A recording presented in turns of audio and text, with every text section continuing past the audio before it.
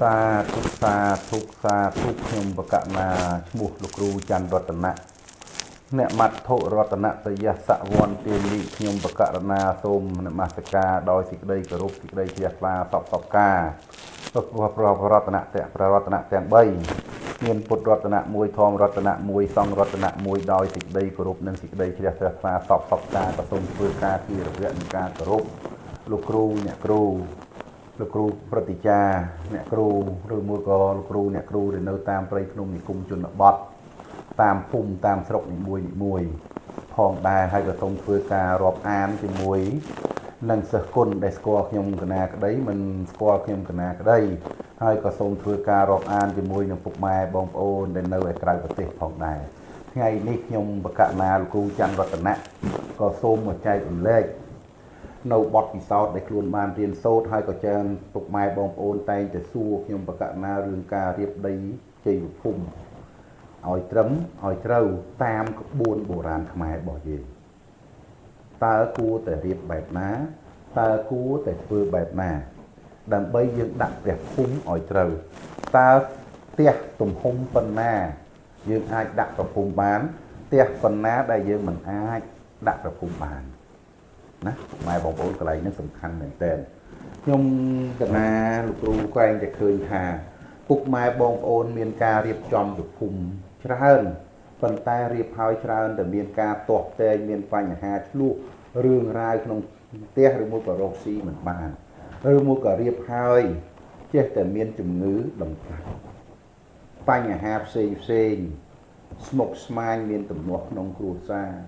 បងខាតផ្សេងមុខរបររកស៊ីផ្សេងអញ្ចឹងថ្ងៃនេះលោកគ្រូមានពេល30-40នាទីលោកគ្រូមកចែករំលែកនៃការរៀបចំពាក្យថាព្រះភូមិគឺជាភូមិនៃទេវតាមិនមែនកន្លែងណាក៏យើងគួរតែរៀបបានមិនមែនកន្លែងណាយើងចេះតែដាក់បានទី1ស្ថានភាពផ្ទះបាទជើផ្ទះរបស់យើងឧទាហរណ៍ជាពិសេសយើងនៅភ្នំពេញជាផ្ទះល្វែងផ្ទះ4ម៉ែត្រចុច2 4ម៉ែត្រ3អីចឹងទៅទៀតណាហើយទៅតឹង16 10អីអានេះខ្ញុំ10 20ជាងក៏ខ្ញុំកណាគិតទៅតឹងពុកម៉ែបងប្អូនតាំងឯងតែទាញរៀនប្រភពយកមកដាក់ពីមុខផ្ទះឃើញគេដាក់ទៅគេរកបានឃើញគេដាក់ទៅគេចម្រុងចម្រើនឃើញគេដាក់ទៅគេតែមានសេចក្តីសុខគេរកស៊ីបានចឹងទៅតិចទៅជុំទៀតពាក្យចាស់លោកពោលថាកុំឃើញតម្រៃជុះតាមតម្រៃចឹងយើងធ្វើអ្វីមួយតតែយើងច្បាស់លាស់ប្រកបក្នុងចិត្តខ្លួនឯងទី1ទី2យើងគួរតែរកលោកគ្រូអ្នកគ្រូដែលគាត់មានបទពិសោធន៍នៅក្នុងការរៀបចំផ្ទះសម្បែងនឹងឲ្យបានត្រឹមត្រូវណាដែលគាត់ចេះតាមច្បាប់តាមក្បួនប្រកបអាហ្នឹងឯងទើបជាមិនខុសដូចជាផ្ទះយើងឧទាហរណ៍ផ្ទះយើងទៅ4ម៉ែត្រចុច2 4ម៉ែត្រចុច3ព្រោះទីទូទៅផ្ទះល្វែងចឹងពុកម៉ែបងប្អូនគិតមើលពុកម៉ែបងប្អូនទៅដាក់ក្រពុំនៅទីមុខផ្ទះខាត space នឹងចូលកន្លះម៉ែត្រទៅដាក់ពីមុខផ្ទះពេលដែលយើងចូលឡានចូលអីហ្នឹងចូលម៉ូតូអីពិបាកបត់វាទឹះវាអីចឹងទៅហើយវាធ្វើឲ្យចង្អៀតមុខផ្ទះយើងអាមុខផ្ទះយើងវាតូចយើងទៅដាក់ប្រពន្ធកាន់ទៅទៀតណាទីណាដល់តែពេលដាក់អញ្ចឹងទៅវាអត់មានត្រឹមត្រូវទី1ទី2យើងមើលភាពជាក់ស្ដែងកន្លងមកយើងឃើញជួនកាលក្មេងជួនកាលកូនអីរត់លេងមុខផ្ទះទៅតោងទៀមប្រភពនឹងទៅវាធ្លាក់ប្រភពនឹងមកតកប់លើក្មេងតកប់អីចឹងទៅវាធ្វើឲ្យគ្រោះថ្នាក់ដល់ក្មេងទៀតហើយចម្លើយសួរថាសំណួរសួរថាហាមិនក៏រៀបប្រភពមិនក៏មិនជួយទៅដល់អ្នកផ្ទះមិនមកសកប់គឺក្មេងមកបាញ់អានេះហើយគឺជាស្ទប់ដែលយើងអត់បានដឹងថាយើងរៀបនឹងមិនវាត្រូវអត់គួរតែដាក់ប្រភពអត់តែគួរតែរៀបប្រភពរៀបមិនក៏គេហៅថាប្រភពពាក្យថាប្រភពគឺជាភូមិទេវតាមិនមែនចេះតែដាក់បានគ្រប់ទំហំផ្ទះទេ